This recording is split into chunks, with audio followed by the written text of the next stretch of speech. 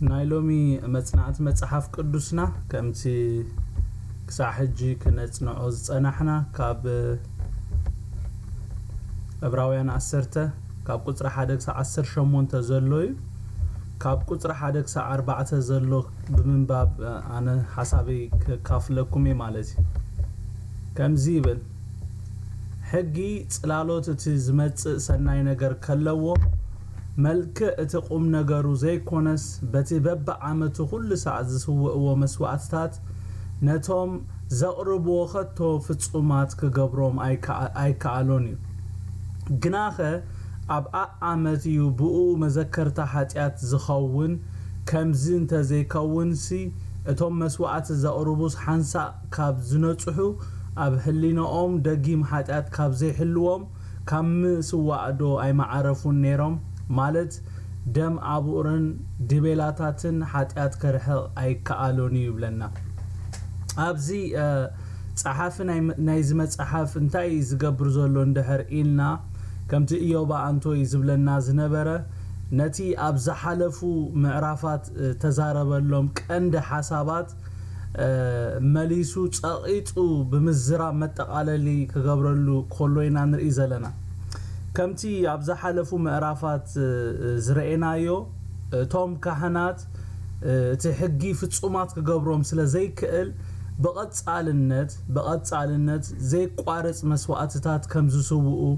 እቲ ዝስውኡ መስዋዕትታቱን ንሽግሮም መፍትሒ ከም ዘይምጻሎም እቲ ኣብ ዓመት ዝስውኡ መስዋዕት ኃጢአት ጽላሎት እቲ ሓንሳእ ንሐዋሩ በጃ ኃጢአትና ዝመውት ክርስቶስ ከም ዝኾነ እና ነገረና ይመጽዩ ኣብዝሎሚ እነጽንዖ ኸፍልውን ነዛ ሐሳብ ከጽንዖ ኸሎይና ንርኢ ዘለና ኣብዚ ሰለስተ ነገር ኢና ንርኢ ዘለና ሓደ ሕጊ ጽላሎት ትዝመጽ ሰናይ ነገር ከም ዝነበረ ካልኣይ ድማ እቲ ሕጊ ንማንም ማለት ነቶም ሕጊ ፍጹሙ ዝጽዕሩ ሰባት ፍጹማት ክገብሮም ከም ዘይክእል ሳልሳይ ድማ እቲ ሕጊ ኃጢአት እቲ ሕጊ ኃጢአትካ በቐጻልነት ዘዘኻኽር ከም ዝኾነና ካብዚ ዘንበብናዮ ቃል ንርዳ እቲ ኣንንስኻትኩምን ዝረኸብናዮ ህይወት ኣኽቢርና ክንሕዞ ጎይታን ነፍስ ወከፍና ይደግፈና አሜን ዶ ከምዚ ክነንብቦ ጸናሕናሲ ዞም እስራኤላውያን ኩልሳ ዘይቋርጽ መስዋዕት እኳ ኣብ ቅድመ ኣምላኽ እንተቕረቡ እቲ ኃጢአቶም ግን እንታይ ኢሉ በቃ አይነጽሕን ኢሉ ዝነጽሕ ተዝኸውን ነይሩ ኣብ ሕሊናኦም ደጊም ኃጢአት ካብ ዘይህልዎምሲ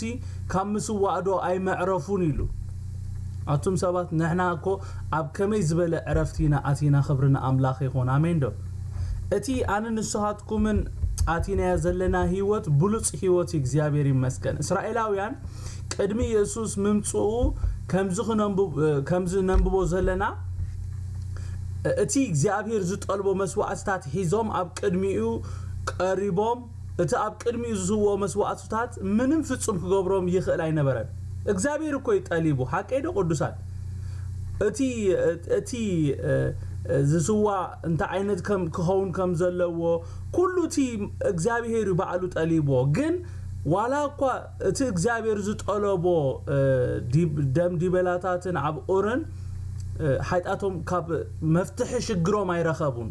ንሽግሮም መፍትሒ ዝኸውን ግን አይነበረን በዚ ምኽንያት ከዓ ህሊናኦም ኩሉ ሰዕ ኹሱስ ይቅዱሳን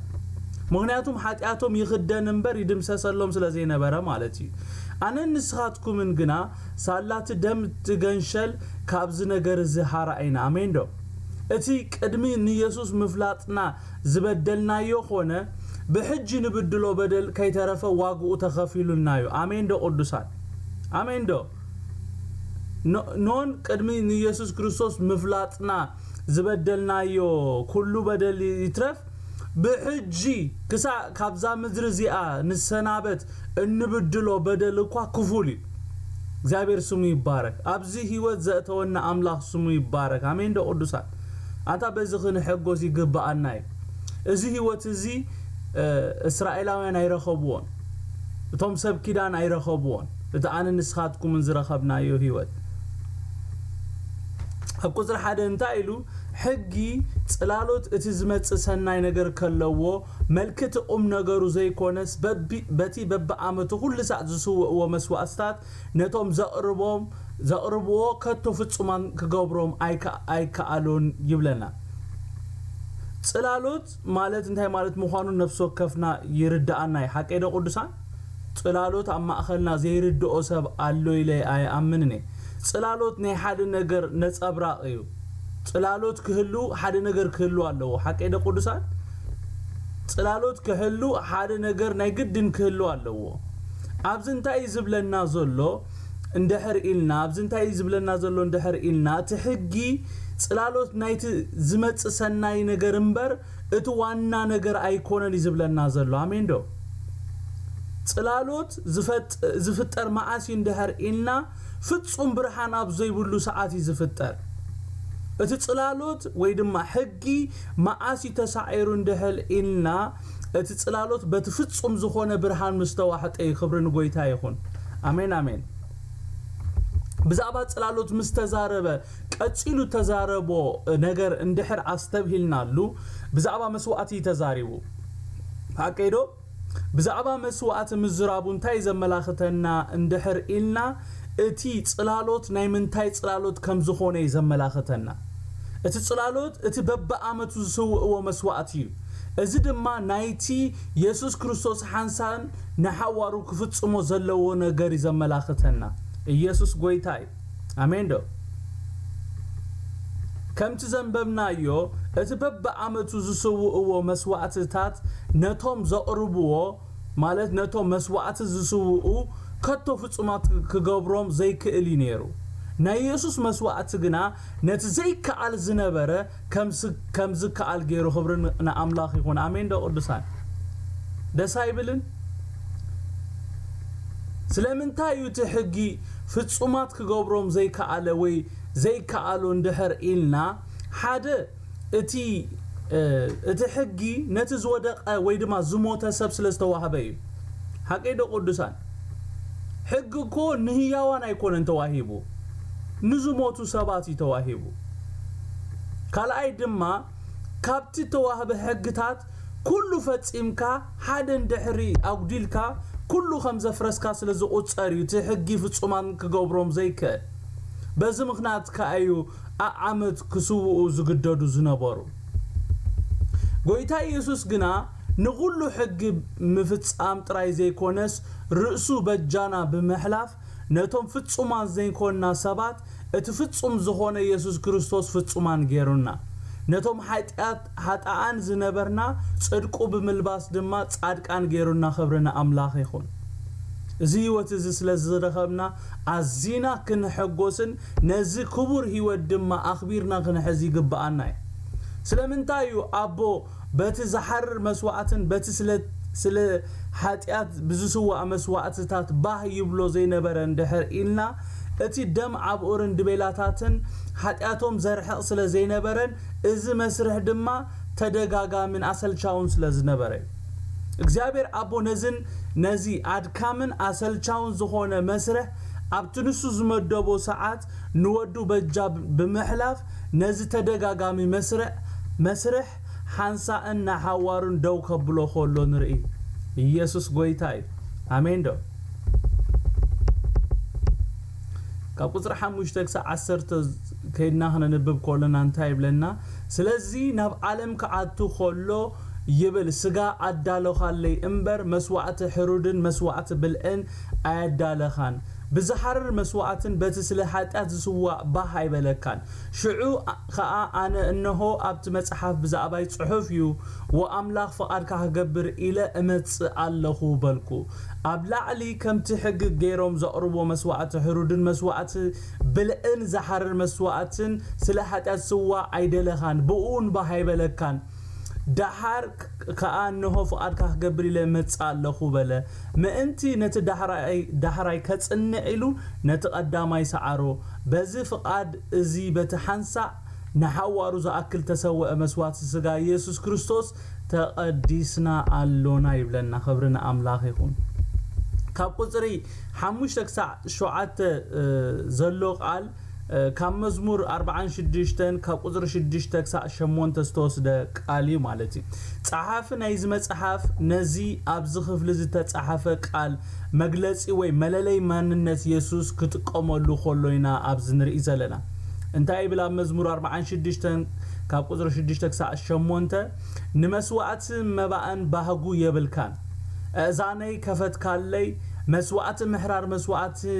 حاتياتن ايتدلنيخا شعوني خو مصاخو اب تقلو المصحف سلي تصحيفلو املاخي فقاد كان نمغبار باحغلوني هغخاون اوشط لبيو بلكو يبل واو دس كبر كابز زنبمنايو قال سلسته خنس تبلولم زلنا حسابات አለው አለهم ዶምሳይ سلسته خنس تبلولم ዝግባአና حسابات አለው ተቀዳማይ አምላኽና ንመስዋዕትን መባእን ባሕጉ ከም ዘይብሉ ቀዳማይ ክነስተብለሉ ዘለና ነገር እንታዩ አምላኽና ንመስዋዕትናን መባእናን ባሕጉ ከም ዘይብሉ ንመስዋዕት ምሕራርን መስዋዕት ኃጢአትን ከም ዘይደልዩ ካብዚ ቃል ዝነንብብ ተቀዳማይ እግዚአብሔር አምላኽ ህዝቡ ንስለ ምስዋዕ ኢሎም መስዋዕት ከቅርቡ ፈጽሞ አይደልኒ እቲ መስዋዕት ዕላማ ነይርዎ እግዚአብሔር አቦ ንእስራኤላውያን መስዋዕቲ ሕሩድ ከቅርቡ ከሓቶም ኮሎ ዓላማ ነይርዎ እቲ ዕላማ ናይቲ ኣብ ቅድሚኡ ዝቀርብ ዝነበረ መስዋዕቲ መርአያ ወይ መግለጺ ውፉይን እዙዝ ልብ ክኸውን ነይሩ ቅዱሳን ተረዲኦም ንለሁም ከምዝን ከምትን ግበሩ ኢሉ እግዚአብሔር ከሓትት ኮሎ እቲ ፍጹም ሙፋይ ወይ ድማ ምእዛዝ አባና መታን ክርኢ ተረዲኦምኒ እቲ ዕላማ ዝነበረ ሰባት ሓደ ክቡር ዝብሎ ነገሮም ወሲዶም መርአያ ፍቅሮም ኣብ ቅድመ አምላኽ ከቅርቡ ነይሩ دحر ግን እቲ መስዋዕቲ ከም ምሕረት እግዚአብሔር ዝዕደገሉ መስርሕ ተቀይሩ ማለት እዩ እግዚአብሔር ለዕሊ እቲ ኣብ ቅድሚ ነቅርቦ መስዋዕትታት ካባና እንታይ ዝደሊ እንደሕር ኢልና ፍቃድና ምእንቲ ፍቃዱ ክንስውይ አሜን ደቅዱሳን እስከ አሜን በዱ ቅዱሳን እግዚአብሔር حجون مالتي أبز زمن نزلنا خريستيان لعل زخون النجر كابانا زطلبو نجر لعل مسوعتنا لعل موبعنا لعل الشرنا كابانا زدليو نجر انتاي اندحر إلنا فقادنا يزدلي فقادنا ما انتو فقادو خنسوي يزدلينا مزمور كنزمرلو يكون انزدلي كنسبكلو يكون انزدلي فقادنا خنقزعو يزدلي እግዚአብሔር ስሙ ብሩክ ይሁን አሜን ዶ እግዚአብሔር አምላክ ዘሐጉሶ ነገር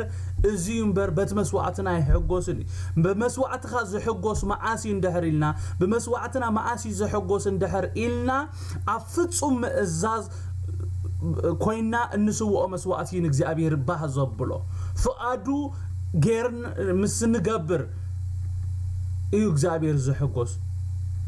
አሜን ዶ ተኻላይ ሐሳብ አብዚ ዘንበብናዮ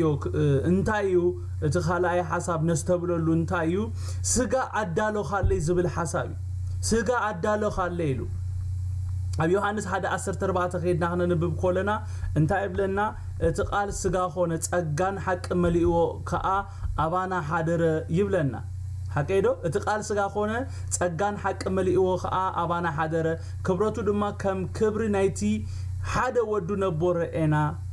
ይብል በተመሳሳሊ ሐዋርያ ጳውሎስ ንሰብ ፊልጵ ኣብ ምዕራፍ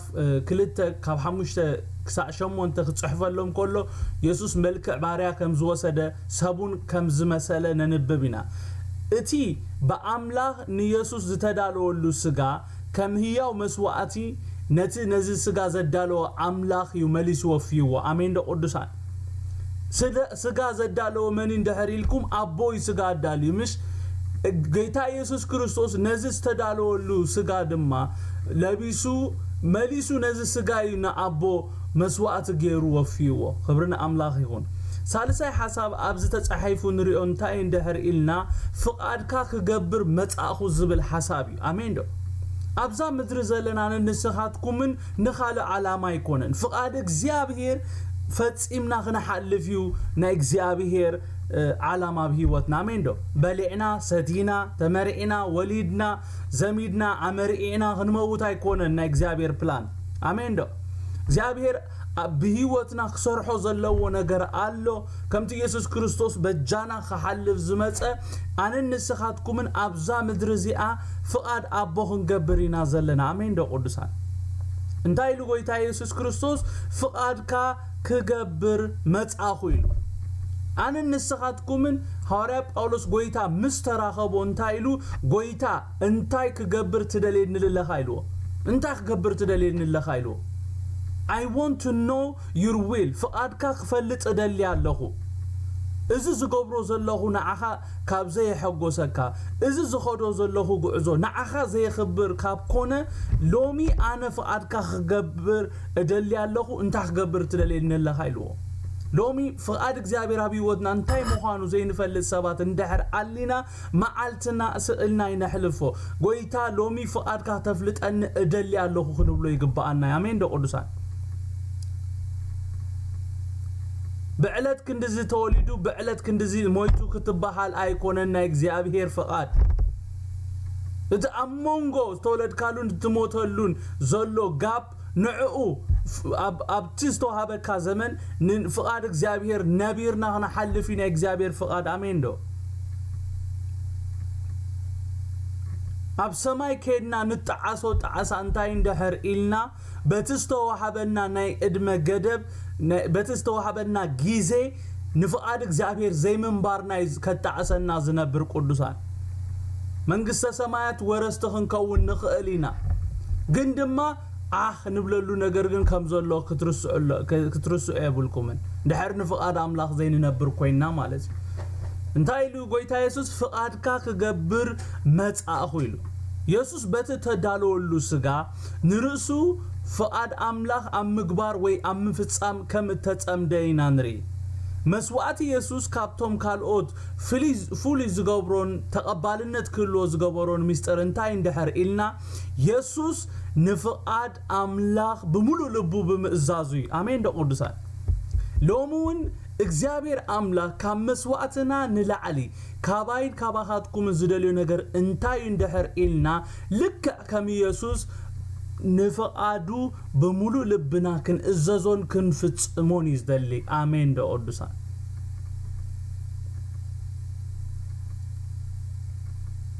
እቲ ኣብ ህይወት ማለት እዩ ኣብ ህይወት ዕጋበት ዘሎ ኣምንታይ እንድሕር ኢልና فقاد أملاك كتفتم كل خايخا عقابة زسمعك satisfaction زلوا معاسينا نروي معاسينا نحقوس اندحر إلنا أفقاد أملاك نركب كلنا نفقاد أملاك نقبر كلنا نأملاك زحقوسو نقر كنقبر كلنا رويت زلو حقوس زلو سلام زلو كبرنا أملاك يخون آمين دو أبقدر الشمون تكسا عسرت زلو تمليسنا هنا نبب كورنا انتايب لنا أبلا علي كمتي حق جيروم زقربو مسوعتي هرودن مسوعت بالانزحر مسوعت سلاحات أتسوع عيد لخان بقون بهايب لكان إلو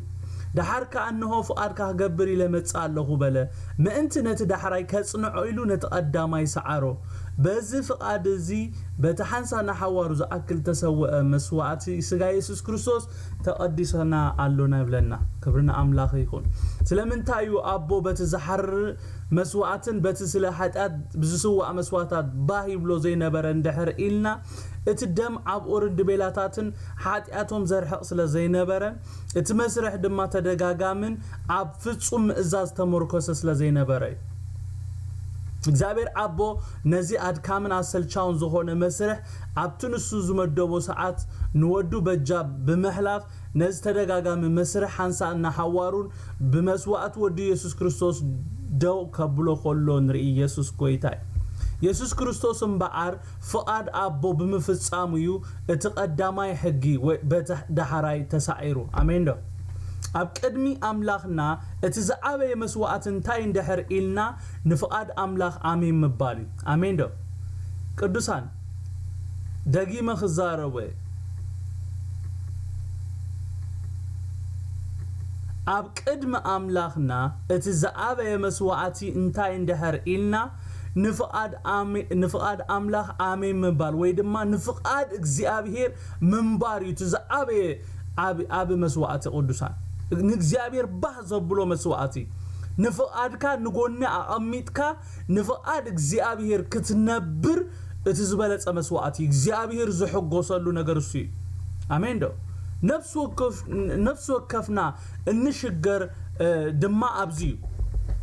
سأجمنا أبزيو قويتا يسوس زفانو كل خبرته حديقو سب كوينو نابزا مدري زمت قالو مخنيات انتاي اندحر إلنا فقاد أبو نمقبار نمفتس آميني آمين دو قدسان أنا نسخاتكم من داغما يستولدنا هيوتنا كريستوس كنبريو آمين دو قويتا يسوس كريستوس نعاخا نعاي زموت اللي متان آنا ناتو هيوت كنبريو بقى قالينا نتي ناي كريستوس امباسادري زبل كمزي نايشم تاج تراينا نتقومولو هيوت يبلون شم علنا هيوت جن يلن ترديهم نو قدسان قويتا يسوس كريستوس انا امباسادرات زغبرنا كهان زغبرنا أبزام كابدق صلمات نابزدنق برهان زتصوعنا كنزانه يكونن موتو زموتلنا أنا نسخاتكمن ناتو هيوت أبزام درزيا كنبري يسوس قويتاي كم تنسو فقاد أبو فتسيمو كابزام درزيا زخده أنا نسخاتكمن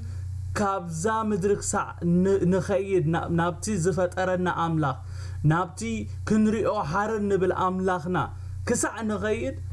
فقادنا نقبر زي كونس فقاد أبوهن فتسمي نابز زلنا آمين دو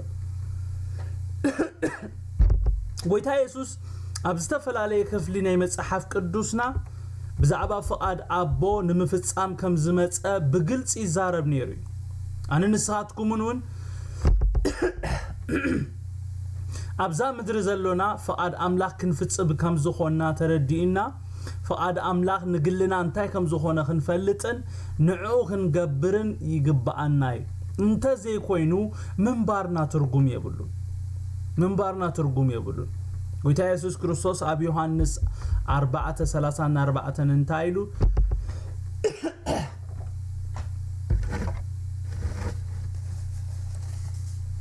يسوس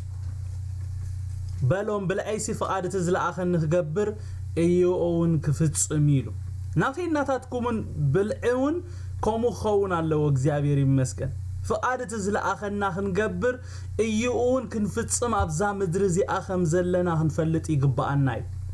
نيسوس كريستوس وكيلنا ابزا مدرزي زلنا أنا نسخاتكمن أمباسادر ناي كريستوسي نبل اندحر كوينا كم أمباسادر نرسنا نقصر اندحر كوينا أمباسادر كابرسو زغوبرو نجر كم زيبولو أمباسادر تباهيلو زتشومة اتا زشومتو حجر اتا سلطان هيباتو سلازي اتا حجر تطلبو نجر كجبر مبر فقادو كجبر يكون أمباسادر تباهيلو سلازي أنا نسخاتكمن اندحر ننبسنا أمباسادر ناي كريستوس ينبل كوينا لك خمي يسوس كريستوس بالعنا فقادة زلآخنا خنقبر ايون كنفتسمي زخون زلو يسوس كويتاي أبي يوحنس 5:30 تايلو قويتا يسوس كريستوس كابرسي قلق قبر أي كلني إذن أمباسادر سراحيو ترديوخمني قويتا يسوس كريستوس نكزيابير أبو وكيلو بزا مدرزي أصل زنبرن تايلو كابرسي قلق قبر أي كلني فقادة تزل آخر نمبر فقادة أي دليني مو أنا كم تسمع أخوي زفرد فردي كاقعنعيدو أمين دو يسوس قويتاي أبي يوحنس 6:38 እንታይሉ አነ ፍቃድት ዝለአኸን ንበር ፍቃዴ ምእንቲ ክገብር ኣይኮንኩን ካብ ሰማይ ወሪደ ዘለኹ ኢሉ አነ ንአብ ሪፕሬዘንት ጌሬ ኣብ ዝምድር ዘለኹ ኢሉ እግዚአብሔር ስሙ ይባረክ አነ ንስኻትኩም ቅዱሳነይ ነዚ ልክ ከም ኢየሱስ ክንነብርና ተጸውዒና ወይታ ኢየሱስ ክርስቶስ ኣብታ ናይ ሞዳእታ ሰዓት ነታ ዝመጻሉ ዕላማ ክፍጽም ኣብታ ናይ 0 ሰዓት ምስ በጽሐ በቃ ጸልዩ ኣቦይ ዝከኣል ተኾይኑዚ ዛጽዋ እዚኣ ኻባይ ተሕለፍ ግና ኸንስኻ ከም ትደልዮም በር ኣነ ከም ዝደልዮ ኣይኹን ኢሉ ፍቃድካ ይኹን ኢሉ ክሳብ ሞዳእታ ክሳዕ ትንፋሱ ዝወጽእ ጎይታ ኢየሱስ ክርስቶስ ንፍቃድ ኣቦ ብፍጹም ምእዛዝ ተኣዚዙ ኢየሱስ ክርስቶስ ጎይታ كم ولد أملاخ عن النسخاتكمون كم سأبت خريستوس عن النسخاتكمون كم أخن كبون كم كن نحن حلف نايجزابير فقاد يسوع كويتاي بتعمل زفوتو قال الله بلوك أسيسران كلتن كتري 4 كلتن كسا 4 سلستن كويتاي يسوع كريستوس أبجيت السماني أبوي فقاد كان تخوينوس نزات صوا زيا كباي أحلف ግና ፈቃድ ካምበር ፈቃደሲ አይኩን እናበለ ጸለየ ብለና ሽዑ ዘበርትዖ መልአክ ካብ ሰማይ ተርአዮ ብለና አሜን ዶ ንፍቃድ አምላክ ክንግዛእ ኮለና ቀሊል አይኮነን ንፍቃድ አምላክ ክትነብር ኮለኻ ዋጋ ይትኸፍልን ማለት አይኮነን ንፍቃድ አምላክ ምንባር አዚ ዋጋ ይኸፍል ወላ ህይወትካ ክትቀልብ ዝኽእል ነገር ግን እግዚአብሔር ስሙ ይባረክ ከምትን ኢየሱስ ክርስቶስ ኣብታናይ ሞዳእታ ሰዓት ኣብትናይ ደም ረሓጽ ዝሩሕ ጸሉ ዝነበረ ሰዓት ዘበርትዖ መልአክ ካብ ሰማይ ዝተራአዮ ዝመጸ መልአክቲ ንዓናውን ክሕግዙ ኣብትናይ 0 ሰዓት ኣብቲ ኸቢድ ዝበሃል ኣብቲ ጽንኩር ዝበሃል እዋን መንፈስ ቅዱስ ምሳና አሎ እግዚአብሔር ይመስገን አሜን ነው ጎይታ ኢየሱስ ክርስቶስ በዓሉ ኣብ ማቴዎስ 7:21 እንታይሉ ፍቃድ እቲ ኣብ ሰማያት ዘሎ ኣቦይ ዝገብር ደኣምበር ጎይታይ ዝብለኒ ሁሉ መንግስተ ሰማያት ዝኣቱ ኣይኮነን ኢሉሎ ቅዱሳን ወላ ብሉቃስ 6:46 ስለምንታይ ደኣ ጎይታይ እትብሉን እሞ ኣነ ዝብሎ ኣይትገብሩን ኢሉሎ ስለዚ ኣብዛ ምድሪ ዘሎና ፍቃድቲ ኣብ ሰማያት ዘሎ ኣቦና ክንገብር ከም ዝኾነ ፈሊጥና ጎይታይ ካብ ምባል ዝሓለፈ ጎይትነቱ ኣብ ህይወትና ይገለጽ አሜን በሉስከ ሽዑዩ አምላክና በአና ባህ ዝብሎ መስዋዕትና ድማ ከም ጥዑም ጨና ዘጭኖ ኢየሱስ ክርስቶስ ጎይታ ካምባል ጎይታይ ኢየሱስይ ካምባል ናይ በሐቅ ጎይታ ኢየሱስ ክርስቶስ ኣብ ህይወትና ጎይታ ከም ዝኾነ ይራይ ሰባት ይራይዎ ንሕና ናይ ኢየሱስ ክርስቶስ ምዃንና ጎይታ ኢየሱስ ክርስቶስ ድማ ኣብ ህይወትና ናይ በሐቅ ጎይታ ከም ዝኾነ ብህይወትና ይገለጽ ኢየሱስ ክርስቶስ ጎይታይ ታኸንደይ ዝጥዕሚ ዝትምርቲ ማማሚ ክብርና አምላኽ ይኹን ኣብ ቁጥር 10 ተንታይብል በዚ ፍቃድ እዚ በተሐንሳእና ሓዋሩ ዝኣክል ተሰወአ መስዋዕት ስጋ ኢየሱስ ክርስቶስ ተቀዲስና አሎና ይብለና ተቀዲስና አሎና ማለታይ ማለትዩ በቲ ምእንታና ዝፈሰሰ ደም ካብ ኃጢአት አንጽሕና አጽሪና ፈሊዩና ቀዲሱና ባሪኹና ካብ በደል ነጻውጽና ማለት ይኽብርና አምላኽ ይኹን ክብሪ ነቲ ነዚ ዝገበረ አምላኽና ይኹን ነው አሜን አነ ንስኻትኩምን ክንቅደስ ዝገበርና ምንም ግብሪ የለን ሐቀደ ቅዱሳን ክንቅደስ ምንም አይነት ግብር ዝገበርና ነገር የለን ነቲ በኢየሱስ ክርስቶስ ዝረኸብና ቅድስና ክንሕልዎ ክንገብሮ ዝግባአና ነገር ግን ብዙሕ ነገር አሎ ወላኳ ክንቅደስ ዝኸፈልናዮ ወይ ዝሞትናዮ ነገር ተዘይሃለወ ግን ነዚ ዝረኸብና ብጎይታ ኢየሱስ ክርስቶስ ብደም ክርስቶስ ዝረኸብናዮ ቅድስናና ክንሕሉ ግን ዘድሊ ዋጋ ክንከፍል ከም ዘሎና ከተሐሳስበኩም ፈቱ ኢየሱስ ጎይታይ እቲ በኢየሱስ ክርስቶስ ዝኾነልና ኩሉ ወይ ዝረኸብናዮ ህይወት ይኹን ሰላም ይኹን በረኸት ይኹን ኩሉ በሐፈሻ በኸሙ በኢየሱስ ብምእማን ዝኾነልና ነገራት እዮም ዋላኳ ንሕና ነዞም ነገራት ክንረክብ ዝኸፈልናዮ ዋጋ እንተ ዘይሓለወ ደም ኢየሱስ ተኸፍለሉ ስለዝኾነ ንምዕቃቡ ዋጋ ክንከፍል ይግባአና አሜን ደኦድሳኔ ንመዕቃቡ ግን አነ ንስሓትኩምን ዋጋ ህንከፍል ይግባአና ከቁጥር 11-18 እንታይ ይብለና ካህን ዘበለ ሁሉ ኣብ ጸጽባህ እናገልገለ ይቀውም እሞ ነታ ኃጢአት ከርሕቆ ከቶ ዘይካአሎ መስዋዕቲ ብዙሕ ሳ የቅርቦሎ ክርስቶስ ግና ነቶም ዝቅደሱ በሓንቲ መስዋዕቲ ንሓዋሩ ፈጸመሞ ንሱ ንሓዋሩ ትኸውን ሓንቲ መስዋዕቲ ስለ ኃጢአት ምስ አቅረበ እቶም ጸላእቱ መርገጽ እግሩ ክሳዕ ዝኾኑ እናተጸበየ ኣብ የማን አምላኽ ተቐመጠ መንፈስ ቅዱስ ድማ ይምስክረናሎ ድሕርተን መዓልትታት እቲአተን ምሳታቶም ዝኣትዎ ኪዳን እዚ ይብል እግዚአብሔር ንሕጋጋተይ ኣብ ልቦም ክህቦም ኣብ ሓሳቦም ክጽሕፎ የምስበለ ደጊም ኃጢአቶምን ዓመጾምን ከቶ ኣይክዝክርን ይብል እምበአርሲ ኣብትነ እዚ ይቅሬታ እዚ ዘለዎስ ደጊም መስዋዕት ስለ ኃጢአት ኣየድልኒው አሜን ኣብዚ እንታይ ከሪኤና ደሊ ዘሎ እንድሕር ኢልና ብዛዕባቲ ብቁዕ ሙሉእ ፍጹም ዝለዓለ መስዋዕት ኢየሱስ ክርስቶስ እዩ ከሪኤና ደሊ ዘሎ ኢየሱስ ጎይታይ ከምዚ ኣብ ላዕሊ ዘንበብናዮ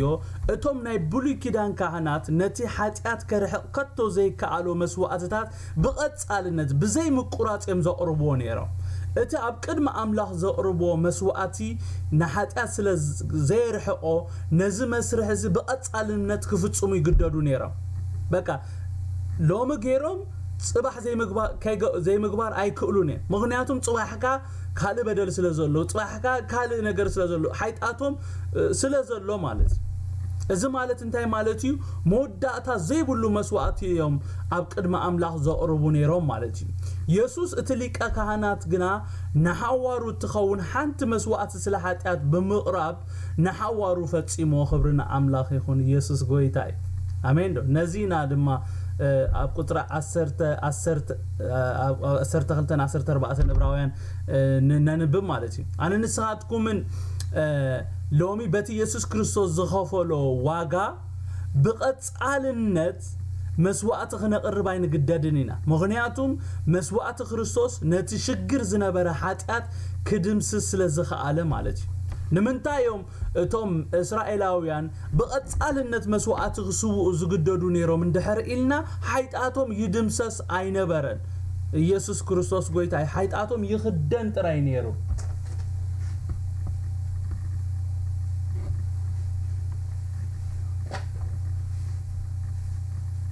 ካብ ቁጥር 12-14 ከና ንብብ ኮልና እንታይ ብለና ክርስቶስ ግና ኢሉ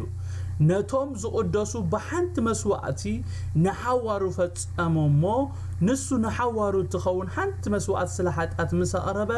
እቶም ጸላእቱ መርገጽ እግሩ ክሳዕ ዝኾኑ ተጸበየ ኣብ የማን አምላኽ ተቐመጠ ይብለና ነቢ ኤርምያስ ኣብ ትንቢት ኤርምያስ 31 ካብ 31-34 ብዛዕባቲ እግዚአብሔር አምላኽ ምስ ህዝቡ ዝኣቶ ሓድሽ ኪዳን ተነብዩ ነይሩ